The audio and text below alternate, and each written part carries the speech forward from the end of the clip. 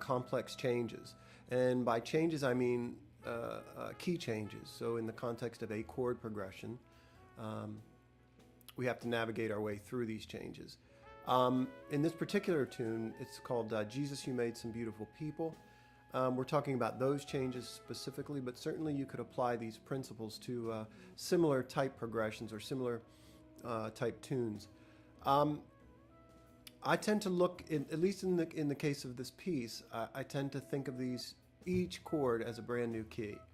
So it's changing key constantly, and that presents a real challenge. The challenge being, to me anyway, that I have to make a solo that feels as if it starts here and ends here, instead of 6 or 7 kind of segregated solos beginning over and over again as the chords change.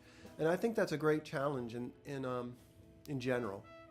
If you're playing on a standard or something like that, a jazz standard, and you just to make a solo instead of several little ones, that's really difficult to do, and it takes a lot of listening, a lot of practice.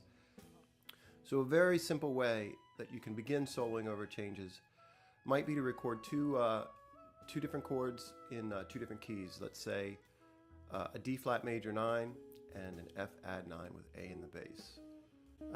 Those are the first 2 chords in the piece you hear at the beginning. And so they'll work just as good as any others.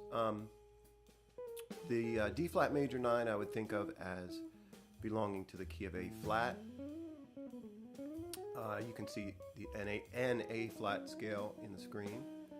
The second chord, the F add 9, is very direct. I'm just going to play F major over that, or have you do that. The key thing with the 2 scales is that you want them initially to be in the same position, so that you can get a real clear picture of what makes them different and what closely relates them. For example, on the D flat chord, when we're playing in A flat major, I might play an E flat, and then when the band goes to the next chord, I might move that down a half step to D or up a half step to E. Neither of those tones belong in the key of A flat, at least diatonically. And I realize I'm skipping a few steps here, jumping sort of 7 steps, but I would begin by just learning major scales in one position. The position I have on the screen is certainly 1. You can do it all up and down the neck, but again, we're trying to make a seamless connection from one key to another, not a herky-jerky one where you begin and start the solo a second time as the band changes key. You don't see these kinds of changes that typically in church.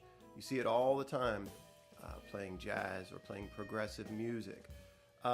You do hear it in church. It's just not that common. You'll see it, Fred Hammond, any of those Fred Hammond kind of songs, you'll see a lot of changes in those tunes. So you'll have opportunity to do that. But what we're after here is growing ourselves as musicians, not just in the church, but so that we can bring things to the church.